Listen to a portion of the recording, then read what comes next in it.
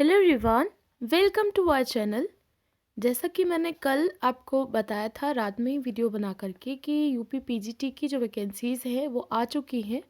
तो अभी मैं इसका डिटेल्ड नोटिफिकेशन पढ़ रही थी, तो उसमें एक चीज़ मैंने देखी जो कि आप लोगों को जानना बहुत ज़रूरी है। देखिए, ये मैं आपको पढ़ के सुनाती हूँ।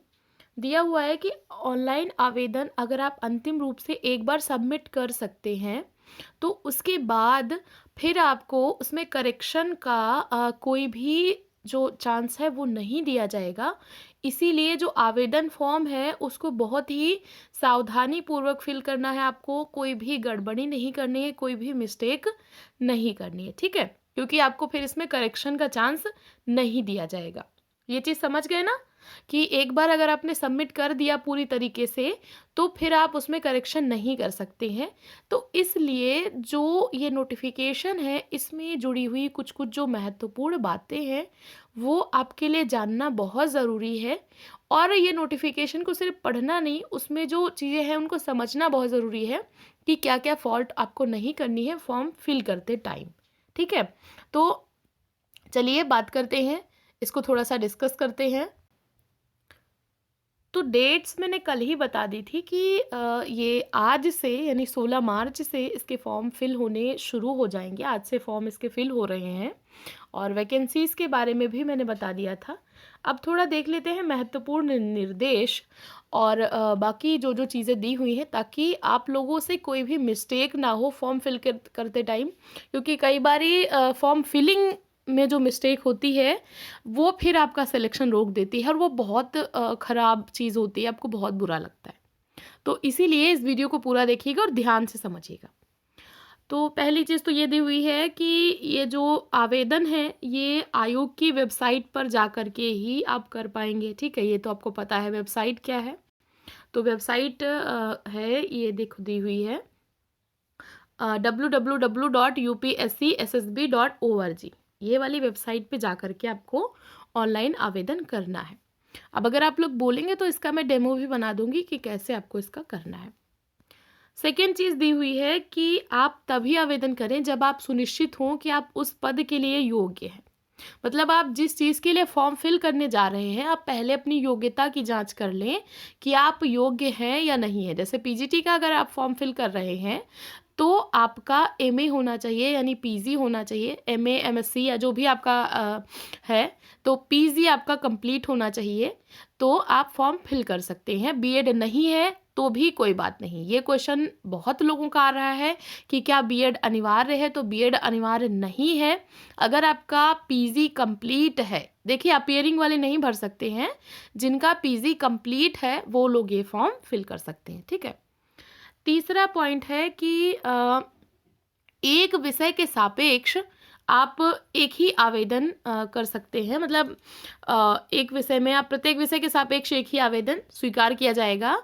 एक से अधिक विषय में आप पृथक पृथक आवेदन कर सकते हैं, ठीक है? ये दिया हुआ है।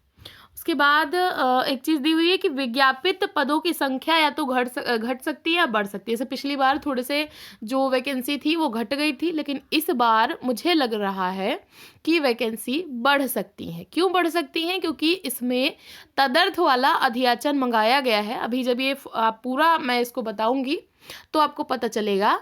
तो तदर्थ वाला जो अधियाचन मंगाया गया है, तो उसकी वजह से ये पदों की जो संख्या है वो बढ़ सकती है, ठीक है? तो उनके भी पद इसमें जोड़ दिए जाएंगे, दैट्स वाई ये बढ़ सकती है।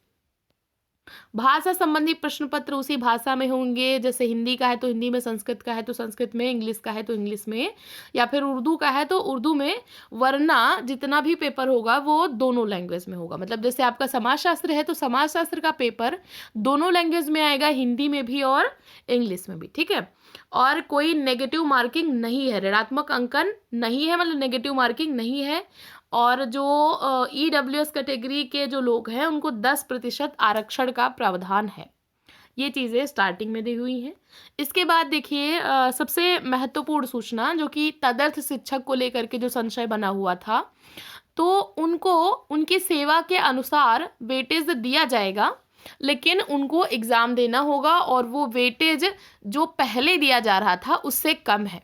पहले वेटेज दिया जा रहा था 35 अंक का और अब उनको वेटेज मिलेगा 30 अंक का। अब ये कहाँ पे दिया हुआ है, अभी मैं आपको इसका भी प्रूफ दिखा देती हूँ। तो ये देखिए फॉर्म में ही दिया हुआ है, तदर्थ प्रवक्ता वर्ग संवर्ग, यहाँ पर दिया हुआ है कि उनको वेटेज कितना दिया जाएगा।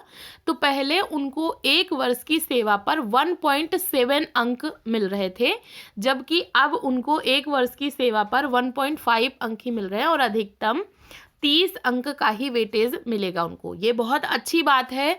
जो लोग नए सिरे से तैयारी कर रहे हैं, जो फ्रेशर अभ्यर्थी हैं, उनके लिए ये बहुत अच्छी बात है, क्योंकि पिछली बार उनको वेटेज ज़्यादा मिल रहा था तदर्थ वाले शिक्षकों को, लेकिन अब आप लोगों का सिलेक्शन का चांसेस ज़्यादा बढ़ गया है। ठीक है, तो ये एक बहुत अच्छी बात है।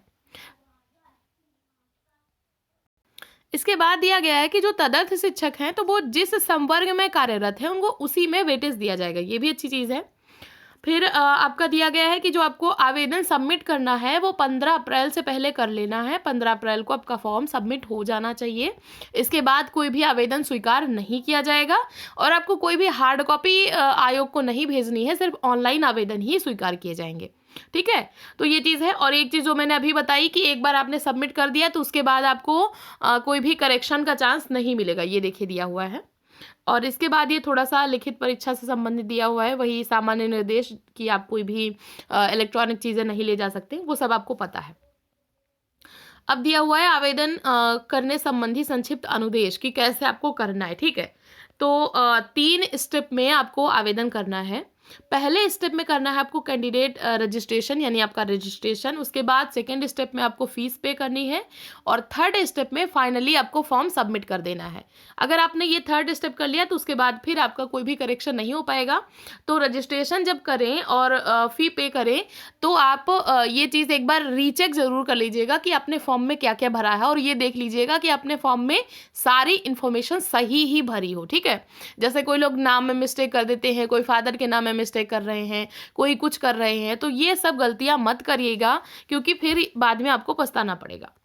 तो सबसे पहले आपको रजिस्ट्रेशन करना है, जहाँ पर रजिस्ट्रेशन में आपकी जो बेसिक जो भी डिटेल्स हैं वो सारी की सारी फिल करनी है। और उसके बाद ये रजिस्ट्रेशन होने के बाद ये देखिए दिया हुआ है, तो रजिस्ट्रेशन करने के बाद आपको क्या करना है, वैलिडेट एंड प्रीव्यू पर क्लिक करना है और देख लेना है कि आपने क्या क्या भरा है। आपकी इन्फॉर्मेशन में कोई त्रुटि तो नहीं आ गई है, मतलब आपने अपना नाम, फादर का नाम और बाकी जो पता है, जो भी एड्रेस, जो भी इन्फॉर्मेशन है वो सारी चीज़ें आपने सही भरी हूँ, ये चीज़ चेक कर लेनी है। फिर सबमिट एप्लीकेशन पे जब आप क्लिक करेंगे तो फिर आपके सामने आ जाएगा सेकेंड में कि फ़ी आपको पे करनी है।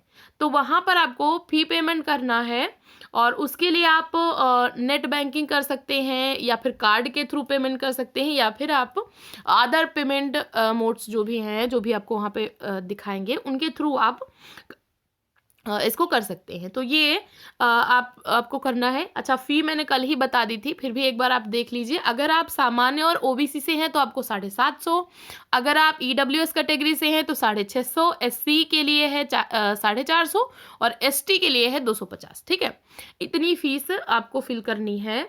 इसके बाद थर्ड स्टेप में आपको क्या करना है कि थर्ड स्टेप में जब आपने फीस भर दी तब आपसे पूछा जाएगा कि आपने किस वर्ग में फॉर्म फिल किया है, मतलब किस वर्ग में आप फॉर्म फिल करना चाहेंगे, बालक या बालिका में। अब यहाँ पे ध्यान देने वाली बात ये है कि जो गर्ल्स हैं, जो लड़कियां हैं, वो बॉयज़ वाली कैटेगरी में भी फॉर्म फिल कर सकती हैं। ठीक है, लेकिन बॉयज़ गर्ल्स वाली कैटेगरी में फॉर्म फिल नहीं कर सकते हैं, ये चीज़ ध्यान रखिएगा।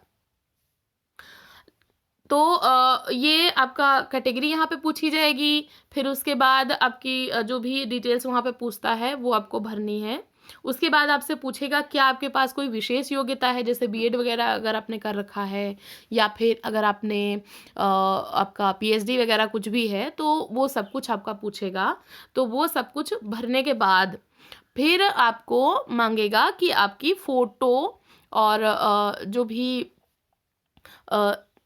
जो आपके अन्य जो इन्फॉर्मेशन मांगता है वो सारा कुछ आपको फिल करना है। फ़ोटो में आपको ध्यान रखना है कि जो आपका फ़ोटो है उसका आकार होना चाहिए 35 मिलीमीटर, मतलब कि 1.4 इंच गुड़े 1.75 इंच। ठीक है, ये आपका जो भी उसमें दिया होगा इमेजेस उसमें दिखा देता है खुद ही इसका साइज़, तो वो उतने साइज़ का आपके पास इमेजेस होना चाहिए और बहुत ही क्लियर फेस आपका दिखाई देना चाहिए। देखो फ़ोटो को लेकर के बहुत ज़्यादा कन्फ्यूज़न हो जाती है, तो क्लियर दिखना चाहिए और कोई भी आपने ऐसा नहीं कि कहीं एकदम पार्टी टाइप की कोई फ़ोटो लगा दी, वैसी नहीं होनी चाहिए। आप अगर आपने चश्मा पहन रखा है तो आँखें साफ दिखनी चाहिए और जो चश्मे का शीशा है वो कलरफुल नहीं होना चाहिए, मतलब वाइट शीशा होना चाहिए या फिर बिना चश्मे के ही फ़ोटो हो तो और अच्छी बात है। और पूरा मतलब सिंपली कहने का मतलब ये है कि एकदम क्लियर फ़ोटो होना चाहिए और साथ में उसकी जो बैकग्राउंड है वो या तो सफ़ेद हो या हल्के ग्रे कलर का हो। ये चीज़ ध्यान रखिएगा, जो फ़ोटो का बैकग्राउंड है वो या तो वाइट हो या फिर ग्रे हो, ठीक है? ये चीज़ इम्पोर्टेंट है, तो ये चीज़ ध्यान रखिएगा, नहीं तो फिर आप लोग गलती कर देंगे। तो ये तो हो गया आपका फॉर्म फिल। अब ऐसे करेंगे तो उसके बाद फिर आपसे पूछेगा कि आप डिक्लेयर करते हैं कि जो भी आपने भरा है वो सब सही है। तो अगर आपने सब सही भरा है तो आप यस कर देंगे और उसके बाद उसका आप प्रिंट निकाल सकते हैं और आप फिर फॉर्म को सबमिट कर सकते हैं। तो ये चीज़ें हैं जो कि आपको ध्यान रखनी है, ठीक है? अब बताएं, अगर आपने पूछा था कल कि आयु सीमा क्या है, किसी ने पूछा था, तो इसके लिए न्यूनतम आपकी आयु होनी चाहिए 21 वर्ष, अधिकतम दिया नहीं है तो मतलब 21 वर्ष आपकी कम से कम होनी चाहिए। अपर एज लिमिट नहीं है इसमें, कितनी भी हो कोई नहीं दी हुई है। इसके बाद शैक्षिक योग्यता वही है जो कल मैंने बताई थी, यहाँ पे अलग से कुछ दिया नहीं है। आरक्षण किसको कितना दिए होगा, तो जैसे बाकी वैकेंसीज में है वैसे ही है, सेम है, इसमें कुछ अलग से नहीं है, तो ये कुछ खास देखने वाली बात नहीं है।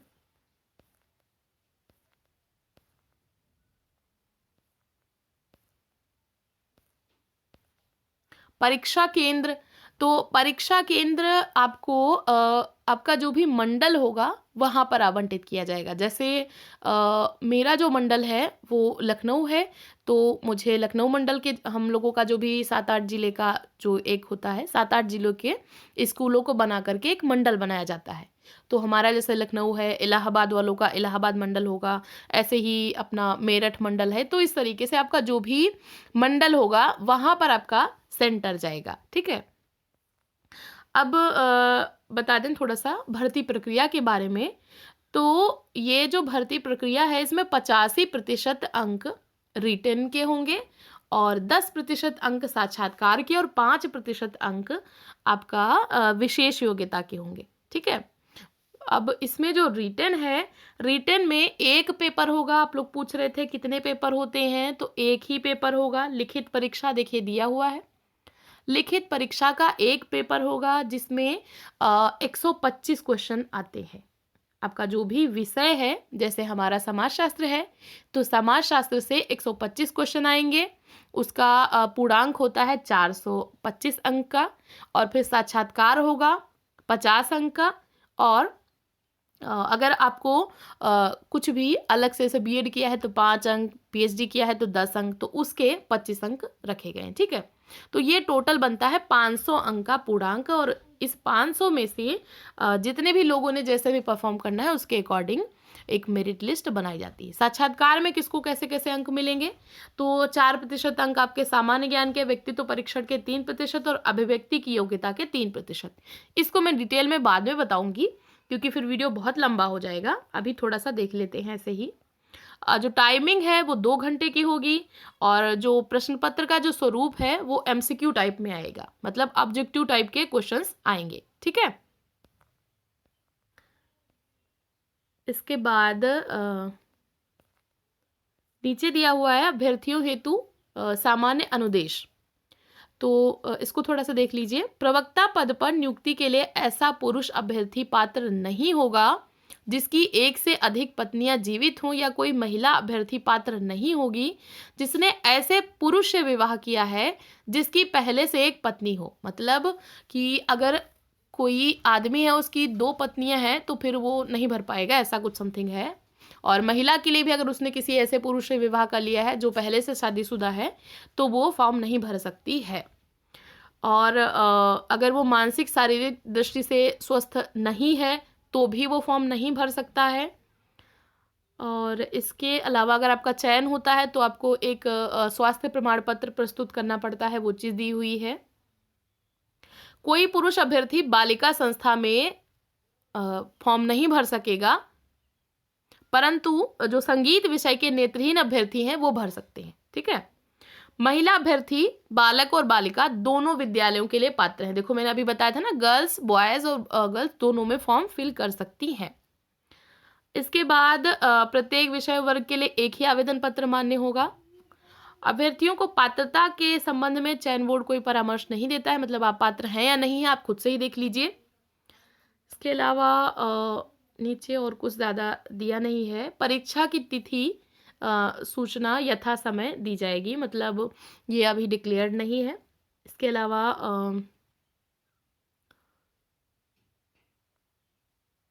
ऐसा कुछ ज़्यादा डिटेल्स नीचे दी नहीं हुई हैं, आप अपना चेक कर लीजिए। हाँ, जन्म तिथि को लेकर के आपको डाउट हो सकता है, तो जन्म तिथि जो आपने हाई स्कूल प्रमाण पत्र पे अंकित की है वही मान्य होगा। आवेदन पत्र में जन्म तिथि ना उल्लेख करने अभ्यर्थी की आयु 1 जुलाई 2021 को 21 वर्ष से कम अथवा 60 वर्ष से अधिक, मतलब एक तो न्यूनतम है 21 एज और अधिकतम है 60, और इसका दिया गया है जुलाई 2021 को आपकी 21 वर्ष होनी चाहिए। ठीक है, ये इसका मानदंड है। कोशिश करिएगा नवीन फ़ोटो अपलोड करिएगा, ये देखिए यहाँ पे दिया हुआ है। और साइन भी सही तरीके से एकदम क्लियर होने चाहिए, फ़ोटो भी एकदम क्लियर होनी चाहिए। और आपका जो एड्रेस है वो बिल्कुल सही भरिएगा, पिन कोड वगैरह सारी चीज़ें बिल्कुल सही भरिएगा। और सारी चीज़ें जो भी आपकी इन्फॉर्मेशन है वो बिल्कुल क्लियरली, उसमें कुछ भी गड़बड़ नहीं होनी चाहिए। इसमें जाति प्रमाण पत्र का प्रारूप दिया गया है, ऐसा होना चाहिए अगर आपको आरक्षण चाहिए तो। और बाकी भी प्रमाण पत्रों का प्रारूप दिया गया है, तो ये आप देख सकते हैं अगर आप पे लागू होता है। बाकी चीज़ें मैंने कल की वीडियो में बता दी थी। तो